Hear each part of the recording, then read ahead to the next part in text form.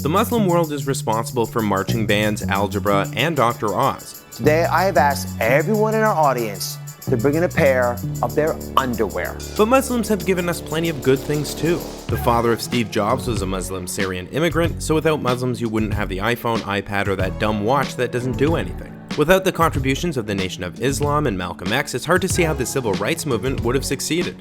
And then there's coffee, Colombia's third most stimulating export after cocaine and Sofia Vergara, and the only reason I don't constantly look like I'm auditioning as an extra for The Walking Dead.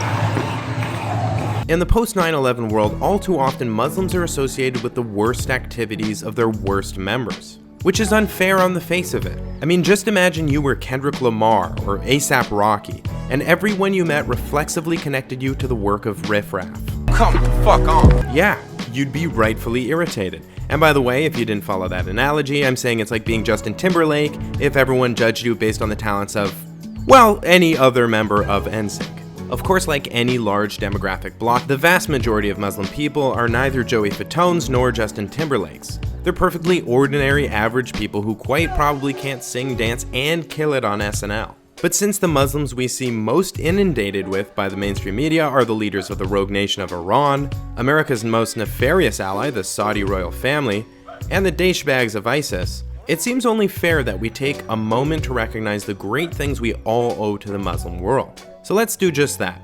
What have Muslims done for America and the world?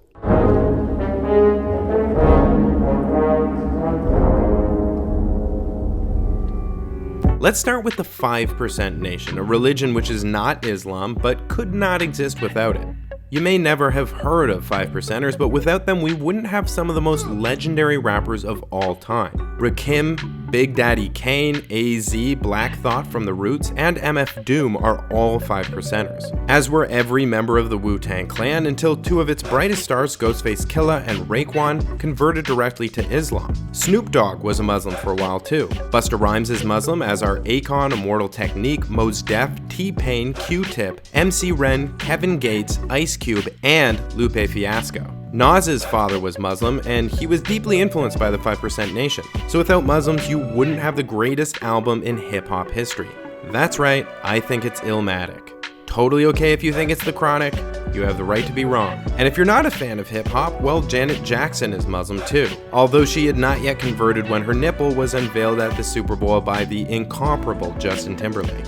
Speaking of sport, Shaq was raised in a household with both Islam and baptism. Although he's been identified as a Muslim by many, it's actually a little more complicated. He doesn't actually fully subscribe to any particular religion. But a legendary basketball player who actually can make a free throw is Muslim, namely Kareem Abdul-Jabbar. So are Rasheed Wallace, Hakeem Olajuwon, and perhaps the two best boxers in history, both the profound and inspiring Muhammad Ali and the absurd and hilarious Mike Tyson. So interesting, because you come across like a nice guy, but you're really a piece of shit. Hey, with that comment. Come on, that was a piece of fuck you. That was a piece of shit. If I haven't mentioned one of your sports heroes yet, you're probably Canadian. So let me tell you, Ty Domi is Muslim. Yeah, perhaps the only goon in NHL history who actually figured out how to score a goal is Muslim. The hilarious Kumail Nanjiani was raised in a Muslim household, although he's now an atheist. Asif Manvi is also a lapsed Muslim. But if you want a comedian who takes Islam seriously, look no further than the greatest comedian of all time, Dave Chappelle. I mean, you might like George Carlin, Lenny Bruce, Richard Pryor, or Louis C.K. more, that's fine. But if you haven't taken the time to appreciate Dave Chappelle's ability to be both profound and hilarious at the same time, I recommend you Google, how old is 15 really? You kidnapped me when I was 15. You gotta take me further than 8 miles away from my house, man. God damn.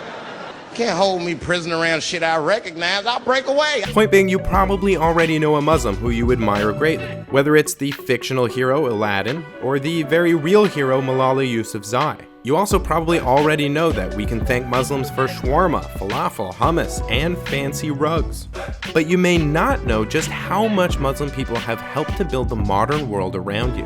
Aside from coffee, algebra, and marching bands, the Muslim world introduced a lot to the West throughout history. In fact, when Europe was burning pagan books, the Muslim world was preserving ancient Greek and Roman writings.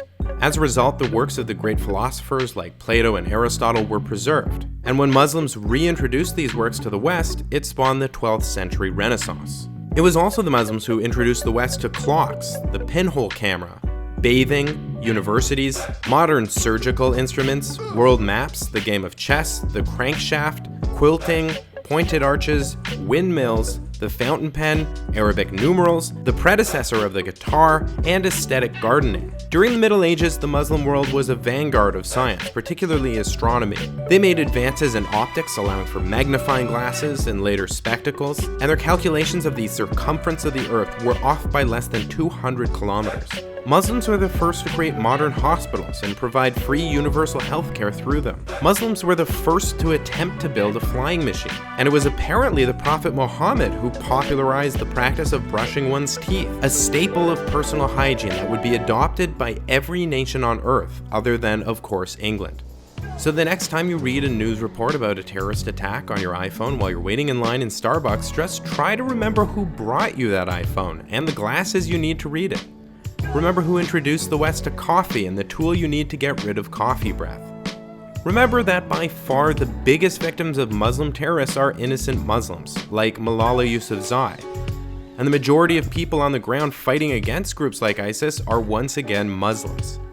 This isn't to say you have to love their religion. All religions are sets of ideas and therefore, in my view, best treated with suspicion and skepticism.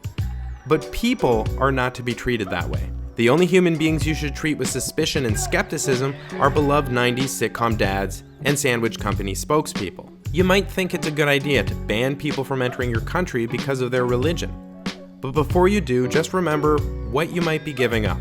If some people are blocked from entering America because of their country of origin and religion, then America might lose its next Steve Jobs, its next Dave Chappelle, or its next high-rise indoor swimming pool. Yeah, that's right, the first high-rise indoor swimming pool was built by a Muslim too, Bangladeshi engineer Fazlur Khan.